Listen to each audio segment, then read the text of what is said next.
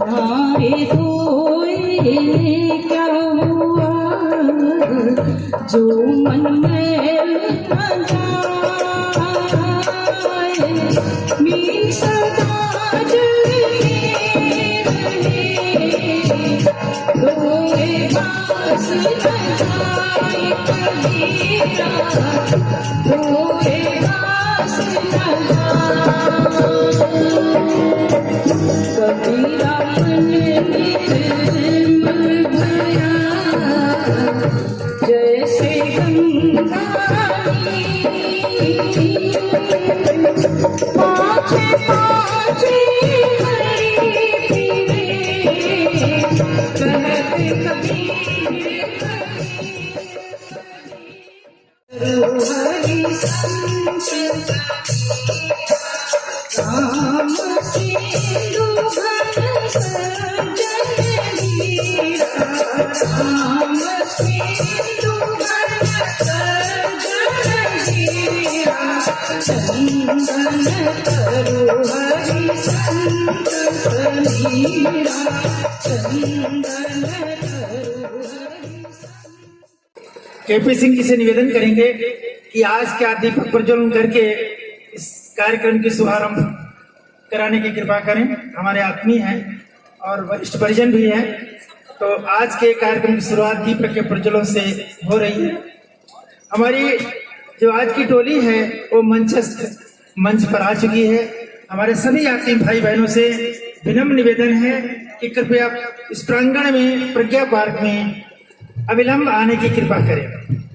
Shri KP Singh ji, hello hello hello हमारे गौड़ साहब भाई साहब से निवेदन है कृपया सहयोग करें। गौड़ भाई साहब, सभी लोग गायत्री मंत्र से बोलेंगे। गायत्री मंत्र के साथ में दीपक का प्रज्वलन हो रहा है। ज्ञान के प्रतीक दीपक ज्योति। ओम भूर्भुवः स्वाहा तत्सवितुर्वरेण्यं भर्गो देवस्य धीमहि धियो यो न प्रचोदयात्। निवेदन करेंगे हमारे केपी सिंह भाई साहब से और मधु सिंह भाई जी से कि जो हमारी ये मंचस्थ टोली है उनका तिलक और माला के साथ में उनका स्वागत करें। और क्योंकि हमारी जो भारतीय परंपरा रही है कि हमारे कोई भी गेस्ट आते हैं तो उनको हम आदर सम्मान के साथ में उनका स्वागत करते हैं। तो बहन जी से निवेदन है कि केवल रोली और माला के साथ में और भाइयों का हमारे केपी सिंह भाई साहब जो है स्वागत करेंगे। उसके बाद आगे का क्रम शुरू होता है।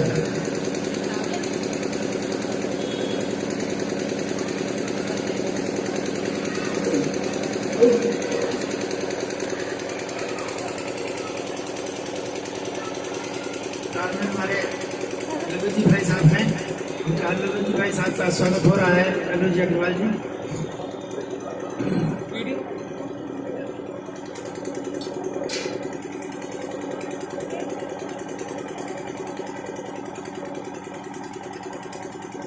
हमारी मधु सिंह बहन जी जो हमारी प्रज्ञा पुण्यवाचिका और वरिष्ठ गायत्री साधक हैं, श्रीमती निष्ठा रस्तोगी जी का जो है स्वागत कर रही हैं।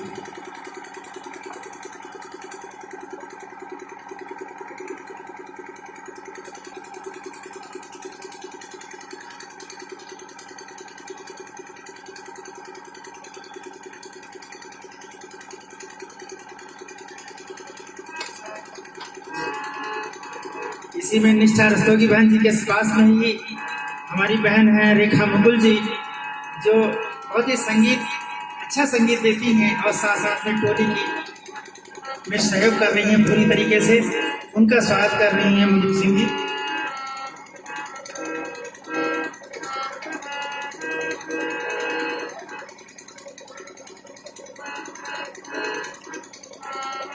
इसके बाद में हमारे संदीप गौड़ भाई साहब हैं जो वादन का कार्य कर रहे हैं और केपी सिंह भाई साहब का जो है माल्यार्पण करके इनका स्वागत कर रहे हैं।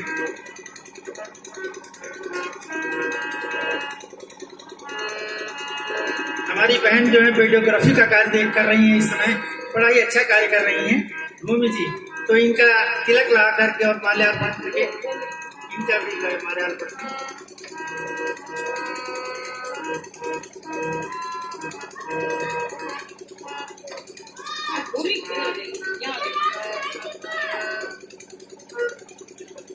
और देखो जो हमारा छोटा जो बच्चा है ना, इसको भी जो तिलक लगा करके कम से कम स्वागत करें। ये बहुत ही नया साधक है और बहुत ही अच्छा कार्य कर रहा है कि हम तो बहुत परिचित है ना इससे, तो इसका जो है इसको स्वागत करेंगे। बहुत ही अच्छा गीत दे रहा है और गुरुदेव माता जी का खूब आशीर्वाद इसको मिले, है बात कि नहीं। चलिए ठीक है, अब हम बहन जी से प्रार्थना करें, निवेदन करेंगे आगे क्रम को बढ़ाएं। पूज्य गुरुदेव की, परम वंदनीय माता जी की, गायत्री माता की, शांति कुंज हरिद्वार की, वेद मूर्ति तपोनिष्ठ पंडित श्री राम शर्मा आचार्य और परम वंदनीय माता भगवती देवी शर्मा के सूक्ष्म संरक्षण में आज के इस दीप महायज्ञ एवं प्रज्ञा पुराण कार्यक्रम में आप सभी का हार्दिक स्वागत एवं अभिनंदन। कार्यक्रम का शुभारंभ करते हैं 3 बार ओंकार गुंजन, 1 बार गायत्री महामंत्र के संवेद स्वरों में उच्चारण के साथ। ओंकार गुंजन के लिए कमर सीधी, दोनों हाथ गोद में, नेत्र बंद, उगते हुए स्वर्णिम सूर्य का ध्यान, परम पूज्य गुरुदेव परम वंदनीय माता जी का ध्यान, इस भावना से कि वे आज के इस कार्यक्रम के संचालन का माध्यम हम सबको बनाए, हम उनकी बात कह सकें, सुन सकें और धारण कर सकें। क्योंकि कहा गया है कि श्रूयताम धर्म सर्वस्वम श्रुत्वा च अपि अवधार्यताम, कि धर्म के सर्वस्व को सुनो और सुनकर धारण भी करो। परम पूज्य गुरुदेव से ओंकार गुंजन के माध्यम से प्रार्थना सूत्र जोड़ते हैं, उस परम सत्ता को उसी तरह पुकारते हैं जैसे बछड़ा रंभाकर अपनी माँ को पुकारता है। गहरी सांस लीजिए।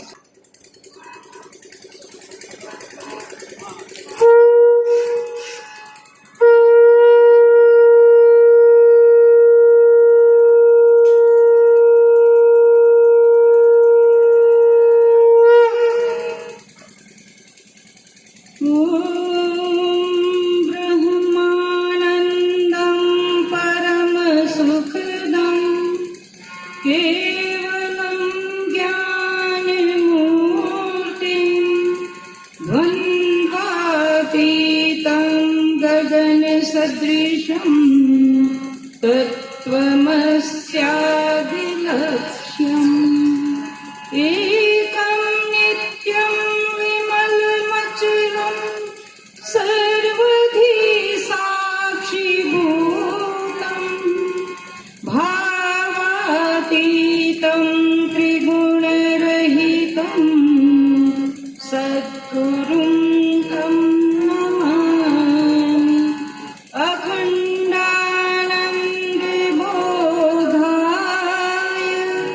शिष्यसन्तापहारिणे सच्चिदानन्दरूपाय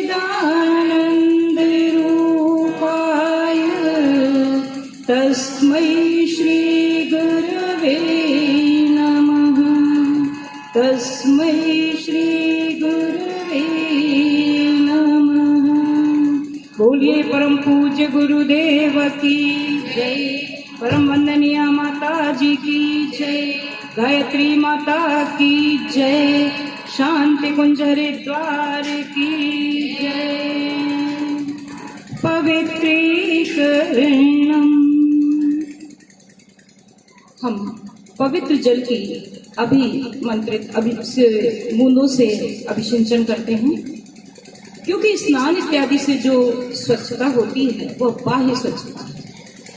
देव दरबार में प्रवेश करने के लिए जिस आंतरिक पवित्रता का होना आवश्यक है वह हमें इस पवित्रीकरण से ही मिलती है।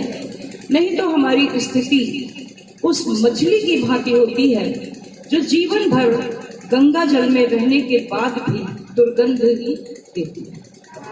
कर्मकांड में भावनाओं का बहुत महत्व है। कहा गया है, नहाए धोए क्या हुआ, नहाए धोए क्या हुआ, जो मन मैल न जाए, मीन सदा जल में रहे, धोए बास न जाए कबीरा, धोए बास न कबीरा, मन निर्मल भया जैसे गंगा पाछे पाछे हरि फिरे, कहते कबीर कबीरा, कहते कबीर कबीर। तो जब मन निर्मल हो जाता है तो भगवान को भी उस भक्त की आवश्यकता होती है, क्योंकि निर्मल मन वाला व्यक्ति ही ईश्वर की इच्छाओं को पूरा करने में समर्थ होता है। बहन जी से निवेदन कि पुष्प से जल का अभिषेचन करते हुए सभी का पवित्रीकरण करने की कृपा करें। ओम पवित्रः पवित्रो सर्वावस्थां गतोऽपि वा, यः स्मरेत् पुण्डरीकाक्षं सभायाभ्यन्तरः शुचिः। ॐ पुनातु पुण्डरीकाक्षः, पुनातु पुण्डरीकाक्षः, पुनातु प्राणायामः। षट्कर्म में प्राणायाम का बहुत महत्वपूर्ण स्थान है। इस विश्व ब्रह्मांड में व्याप्त प्राण शक्ति को हम नासिका के माध्यम से अंदर खींचते हैं, कुछ क्षण रोकते हैं इस भावना के साथ कि अंदर के कषाय कल्मश, रोग, दोष, दुर्गुण सब दूर हो रहे हैं, और धीरे धीरे श्वास को बाहर निकालते हैं इस भावना के साथ कि हम इन सभी चीजों को, दुर्व्यसनों को, विकारों को बाहर निकाल रहे हैं और कुछ क्षण बिना सांस के रहते हैं। इसके 4 चरण हैं। सांस खींचना पूरक, अंदर रोकना अंतः कुंभ, धीरे धीरे सांस को बाहर छोड़ना रेचक, और कुछ क्षण बिना सांस के रहना बाह्य कुंभ। कमर सीधी करें और प्राणायाम करें। मंत्र यहाँ से बोला जाएगा। ओम ओम भुवः ओम स्वः ओम महः ओम जना ओम तपः ओम सत्यम ओम तत्सवितुर्वरेण्यं भर्गो देवस्य धीमहि धियो यो नः प्रचोदयात्। ओम आपो ज्योतिरसोमितं ब्रह्म भूर्भुवः स्वः।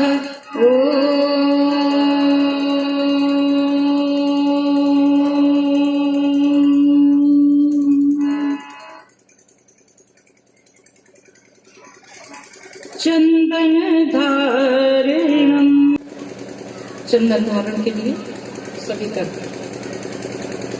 रोली की कटोरी पहुंचाई जा रही है। दाहिने हाथ की अनामिका उंगली में इसे धारण करते हैं और इसे अभिमंत्रित करें।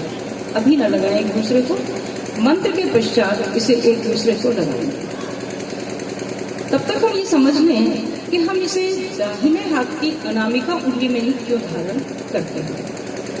हमारा जो धर्म और अध्यात्म है बहुत वैज्ञानिक है। ऋषियों ने बहुत शोध किए, बहुत अनुसंधान किए और ये पाया कि हमारी उंगलियों के टिप्स से लगातार ऊर्जा निकलती है और सबसे सकारात्मक ऊर्जा दाहिने हाथ की अनामिका उंगली से निकलती है और नकारात्मक ऊर्जा ये तर्जनी उंगली से। इसीलिए रामचरितमानस में लक्ष्मण परशुराम से कहते हैं कि यहाँ कुम्हड़ बतिया को नाही जे तर्जनी दे डर जाही या मर जाही। ब्रह्म वर्चस्व शोध संस्थान जो शांतिकुंज से कुछ ही दूरी पर स्थित है, उसमें अध्यात्म के वैज्ञानिक प्रतिपादनों पर निरंतर शोध कार्य हो रहे हैं।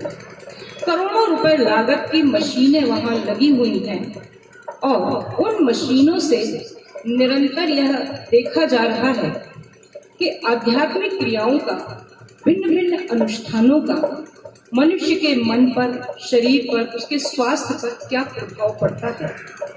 और इन आध्यात्मिक क्रियाओं के, अनुष्ठानों के 1 दिवसीय सत्रों, 9 दिवसीय सत्रों के, 1 मासीय, 3 मासीय सत्रों के जो आंकड़े प्राप्त होते हैं वो चौंकाने वाले होते हैं। मनुष्य की मनोभूमि में और स्वास्थ्य में बहुत ज्यादा परिवर्तन आ जाता है। तो इन्हीं शोधों से ही पता चलता है कि दाहिने हाथ की अनामिका उंगली से ही हमें पूजा इत्यादि में रोली, चंदन, तिलक इत्यादि लगाना चाहिए और दाहिने हाथ के अंगूठे से ओज का प्रवाह होता रहता है निरंतर। तो क्षत्राणियां जब अपने पति को युद्ध में भेजती थी तो दाहिने हाथ के अंगूठे से तिलक लगाकर भेजती थी। आइए मंत्र बोला जा रहा है, चंदन आरंभ।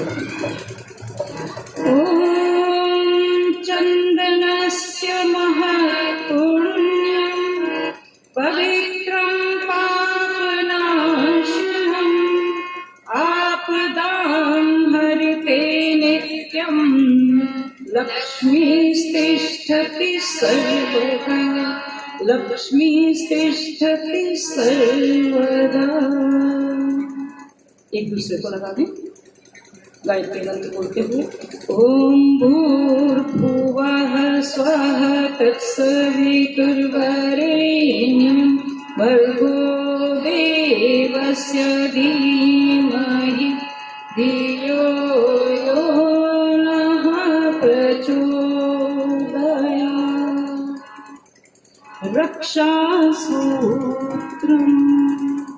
रक्षासूत्र कल यज्ञ में बांधा जाएगा दीदी, कल यज्ञ में बांधा जाएगा। अभी इसको भावनात्मक करवा देते हैं। क्या है आपका भाई साहब से बात हुई थी, उन्होंने ऐसा ही आदेश दिया।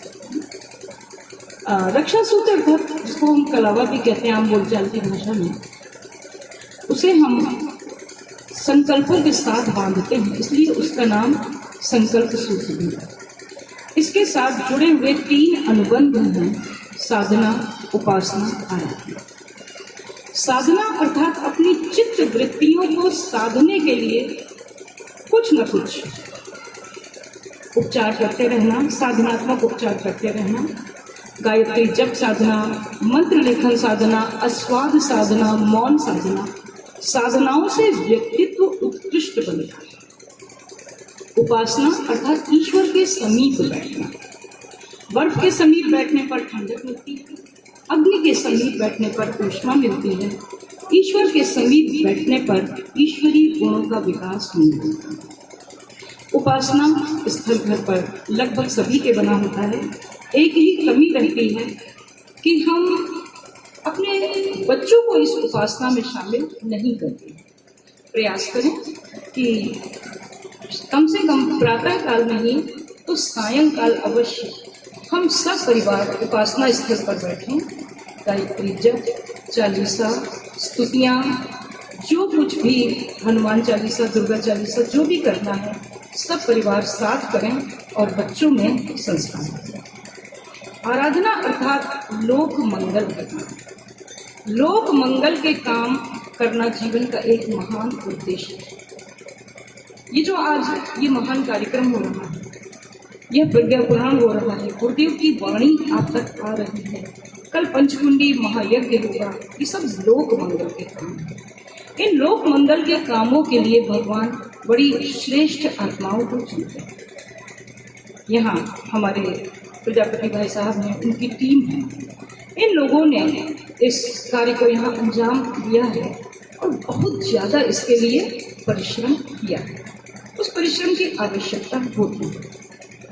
ज्ञान की गंगोत्री शांति कुंज से ज्ञान की विभिन्न धाराएं संपूर्ण विश्व में बह रही हैं और उन धाराओं को लाने में भगीरथ प्रयास करना ही पड़ता है। समुद्र में अथाह जल होता है किंतु हमें नहीं मिल सकता है, वो बादलों के माध्यम से मिलता है। मलयाचल पर्वत पर चंदन के बगीचे हैं, लेकिन हम तक वो सुगंध मलयाचली हवाओं के माध्यम से ही आती है।